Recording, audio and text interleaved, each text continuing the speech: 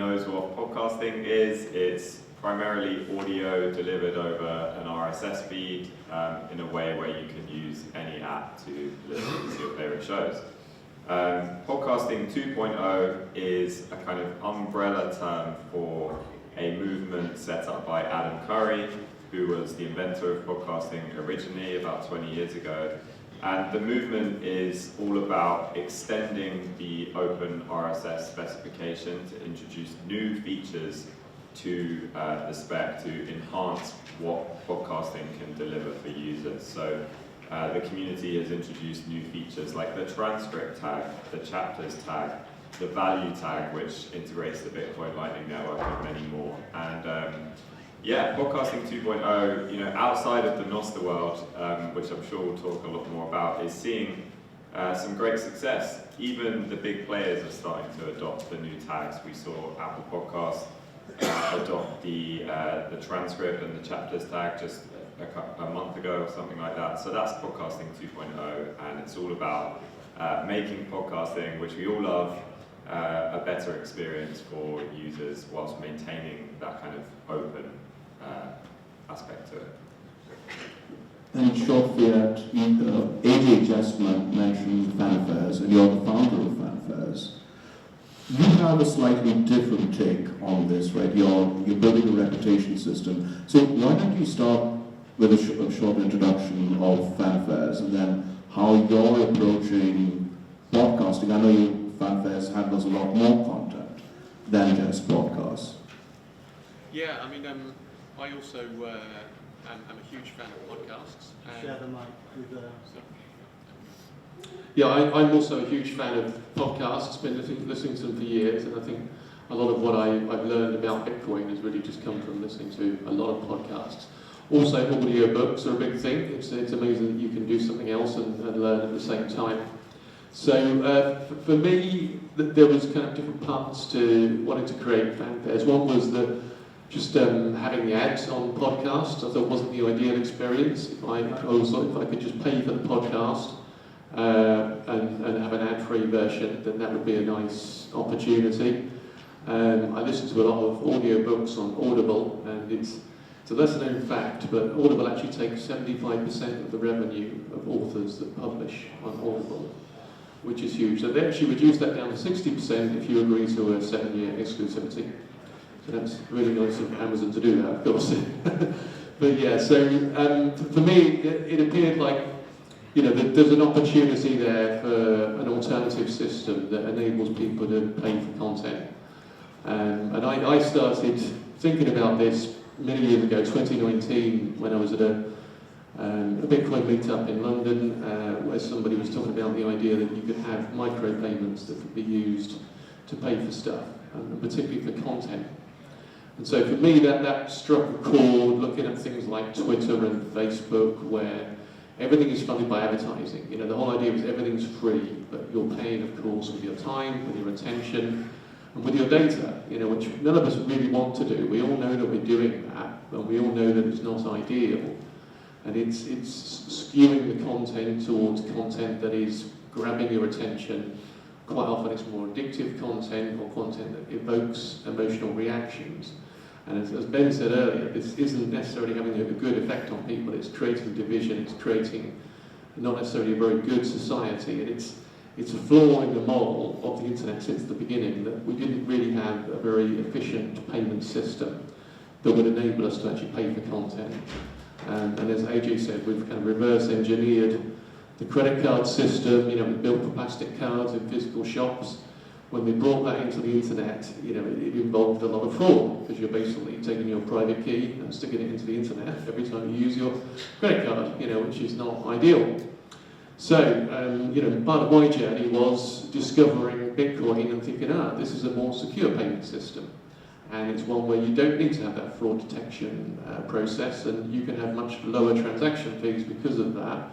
So that can potentially enable micropayments, which means we can actually pay for small, independently created items of content online.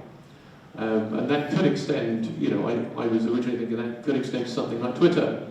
Back in 2019, when Nostr was really just a glint in Fiat Jeff's and possibly Ben's eyes, that's how, that one was kind of getting started. So I didn't really discover Nostr until 2022, 2023, and when I saw that we had this open protocol that could be used to create social media apps and a whole lot more, but you had that inbuilt Bitcoin Lightning payment system. This was, a real kind of wake-up call for me, because so much of the work that we needed to do was already done. And then what our idea on top of that was to have encrypted content, where you publish a Nostr note, and it's out there within the Nostr ecosystem, just like all other notes, but it's encrypted. So that if somebody actually wants to enjoy the content of that note, they need to zap the right amount of sats that are set by the creator, and that then gives them a decryption key. So we're currently enabled for audiobooks and podcasts, and if you go onto fanfares.io, there's an audiobook which you can purchase for 8,000 sats, which I created myself because I thought we needed to have some content on there to get going with. But that's a book that explains the whole system, the potential of the system, the problems we have with the platforms, why we got to that problem with the lack of a native internet currency, and how by building the right apps, by experimenting with them, by putting content on there and paying for content on there, we can potentially move to an internet that is using an enabled currency through Nostr. I really believe that's where we're headed. I think the fundamentals of what we have now are so strong that it's almost inevitable. Nothing is really inevitable. I think we're going to be moving in that direction, and it's just a question of time. At the moment, we're quite early. It's quite complicated to use. It is the early adopters, but as time goes on, more and more people will get involved. So, Oscar, let's walk through the progression of podcasting. You had podcasting 1.0, for lack of a better term, which is based on RSS, which is another open protocol, right? And then podcasting 2.0 was that protocol enriched with some more fields, Lightning payments being one of them, but that was built, I believe, on a different flavor of Lightning called KeySend. So if podcasting 3.0, or rather when podcasting 3.0 comes to be, will that flavor of Lightning change to something more interoperable? And also, where does Nostr fit into podcasting 3.0? Yeah, okay, so it's a big question, but I'll try and answer it as short and succinctly as possible. So firstly, on the point about KeySend, so you're correct. Originally, the podcasting 2.0 spec that introduced Lightning payments to RSS was based on KeySend. That worked really, really well for a number of years. However, if you look around the ecosystem of Lightning wallets, basically none of them support KeySend at this point. And so over the past year, the podcasting 2.0 community has been moving away from KeySend to regular Bolt11 LN URL. I think the Lightning address is so simple to understand, even for people that are new to Bitcoin. It's like an email address, but for money. What's your Lightning address? Send me your Lightning address, I'll send you some money. It just makes total sense, even to someone that's new. So we're almost at the point where the podcasting 2.0 spec has moved from KeySend to LN URL Bolt11. And that should make things much more interoperable, because it will mean that if you're a podcast app developer, you can integrate something like Nostr Wallet Connect, and all Nostr Wallet Connect wallets are able to pay Bolt11 invoices, but again, there's maybe like one that I'm aware of that can pay KeySend. So that's the transition from KeySend to Bolt11. In terms of more broadly, where I think this is all going and how the podcasting ecosystem can be enhanced by both Bitcoin and Nostr. My view is that, and it's a biased view because I've come from the podcasting industry as opposed to starting with Nostr. When we built Fountain, we only integrated Nostr into Fountain, I think it was like a year ago, just over a year ago. We used to have our own profile system, follower relationships, that was all just constrained to the Fountain app, and then we migrated over to Nostr, which has massively enhanced the experience for the users and for podcasters. However, I think that Nostr needs to solve real problems for people. And for me, I think it's amazing for podcasting because it solves a problem. It solves the problem of lack of social discovery within the kind of fragmented podcasting ecosystem. And it also solves the problem of an open payment system that works between different hosting providers and apps. So I think that what Nostr can provide is an enhanced experience for the existing podcast ecosystem. And that means you have to do things a little bit differently, and you have to make sure that any Nostr-based solution that you come up with for podcasting works for all podcasts, and it doesn't have a requirement of a podcaster knowing what Nostr is or creating a key pair. Because if you do that and you present a podcasting user experience to someone that listens to podcasts, what's going to happen is they're going to be like, this only works for, you know, a tiny proportion of the shows that I listen to, therefore it's not a good experience, and I'm going to stick with Apple Podcasts and Spotify. So I guess that's high level, like what guides our approach with integrating Nostr into Fountain and bringing Nostr into podcasting, is make sure it works for all podcasts. There are ways to do this. So for example, in the Fountain app, if you leave a comment on an episode, which is all Nostr based, you can do that for any show. You can comment on Joe Rogan, I don't know if he knows about Nostr. You can comment on Lex Friedman, I don't know if he knows about Nostr, but it still works. So that's the way I think about it. And yeah, I think that my goal, not just for Fountain, but for the open podcast industry, is to get them to adopt Nostr as the social layer for podcasting, because I just think it's such an obvious fit. It's so easy to link RSS feeds with Nostr events, and podcasters don't have to make a conscious decision. It's only the hosting companies and apps that need to do that, and we can, you know, take them one by one. So, sure, Fiat, here Oscar mentioned discoverability, and let's talk about discoverability and reputation and how you're approaching it in Fanfares, because if you look at the podcasting space, there are some incredible podcasts out there that are not done by the traditional big names. And we'll stick to the Bitcoin and Nostr world. I mean, there's Ungovernable Misfits, there's High Hash Rate, there's the Beagles podcast, a few others. And it's hard to discover these unless someone's specifically told you about them. How does Fanfares tackle that discoverability issue for some of these podcasts who might not be large influencers or big names, right? And then how do you tackle reputation? Yeah, I think this is a feature of the internet in the broader sense, that there is so much content. You know, in many ways we've all become content creators these days. Just by posting on Twitter, you are a content creator. But with the tools that we now have, the cost of production is so much lower than it's ever been before. And yeah, many people are inspired to become creators, which is great. But the problem that many of us have is just in terms of finding the stuff that we really want to find. As the discovery problem is the biggest problem on the internet. And again, this is what's kind of driven me to create Fanfares, because if you look at the journey that we've been on with the internet, we started off with Google as a search engine.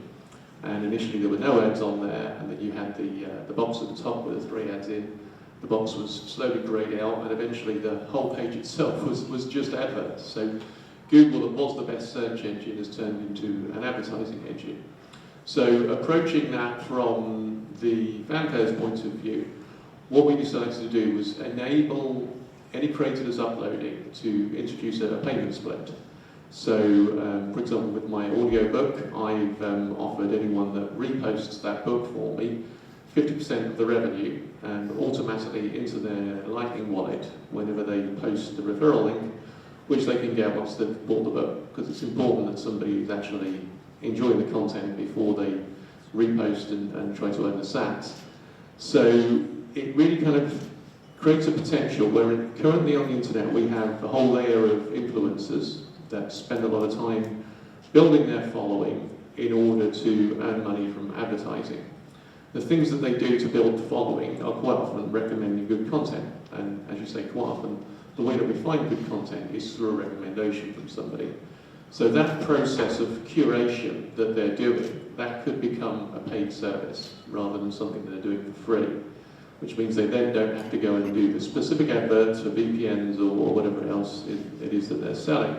They become a professional curator by virtue of the fact that they're spending time looking for good content and being quite discerning about what they actually choose to share with their audience, because they will be judged by the quality of what they share, much more so if it's something that the audience are choosing to pay for. If they're sharing something for free and it turns out to be not that good or not what they said it was, no one's going to be particularly bothered. But if they're sharing something that somebody pays for off the back of their recommendation, then they will be judged on that. If it turns out to be good, then someone's more likely to follow their recommendation again. If it turns out to be not that good, then they might not listen to them, they might unfollow them, they might even mute them, which affects the reputation of that person. So this is where we see the kind of creative space online as being creators, curators and their audiences. And if we are successful in propagating this system, creators will earn more because they can earn from upfront payments for their content. The curators that we have previously called influencers earn more by actually becoming that professional curator, getting paid for their work of selecting good content. The audiences benefit because they get a better product at the end of the day. Now, no one's forcing them to pay for anything, they can still enjoy free content, which will probably be lower quality, probably won't have a good selection system because it will be funded by advertising, but they have the choice to upgrade and start paying for things through Nostra and through Fanfares. So it all kind of hinges on that reputation building over time. The two currencies in this system are Bitcoin and reputation. You can earn Bitcoin more immediately for making recommendations, but you build reputation in the long term by making really good recommendations. And my opinion is that those two are much better currencies than time, attention, and data. Nathan?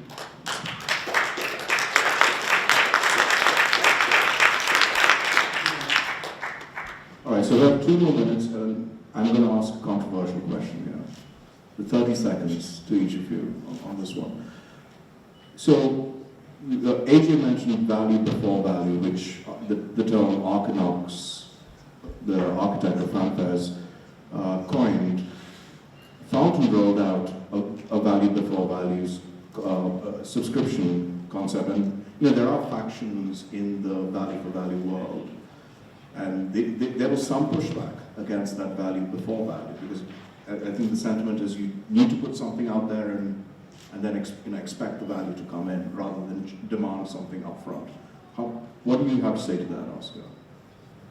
I think our job is just to give content creators options, and they can choose how they want to monetize. I think the idea of, the example of paying for an ad-free episode, or paying for a bonus episode, or paying for early access so you get the episode 24 hours before non-subscribers. Like, that's a perfectly normal concept that already exists. I don't think it's a shocking thing, and I think it will be part of the monetization kind of mix for all of these apps and services. But then you have value for value on top and as well, and it's up to the content creator. If they never want to charge people up front, they don't have to. And if you're complaining about some content creators' monetization strategy, like, you really have no right to do that, because it's up to them how they want to make money from their time. And Fiat, your thoughts on the rabid value for value faction that doesn't like the concept of value before value? Yeah, there has been kind of a sense of information has to be free. I think that there is like that movement even within Bitcoin. It was there in the kind of original cypherpunk movement, and there is an argument to say, yeah, information has a tendency to be free. And yeah, it's in practice you can't technically secure anything that's digital, because it can always be copied. You know, even with our system, once someone's paid for the content, they can take the unencrypted file and give it away to their friends if they want to. So yeah, I mean that's the fact of the nature of digital information. So we can't fight against that from a technical point of view, but that's the other side of the referral system that I was just talking about. Is if you give people the opportunity to earn by sharing a paid version of some content, then why would they ever give it away for free? Now they might, you know, take the unencrypted file and give it to their mum or to their best friend, and no one's going to care about that. When I was a kid, we used to swap out games, you know, and then copy the tapes to each other the whole time. If they're actually sharing it on an industrial scale, if they're using their network and the following they've built on Twitter, you've really got to ask, why would they bother giving the free file for that? You know, if they're going to do the work of selecting content, if they're going to use the network to spend time building, why shouldn't they get paid for identifying that content, for doing the work of discovery? All right, so that's all the time we have. Thank you, Oscar. Thank you, Short Fiat.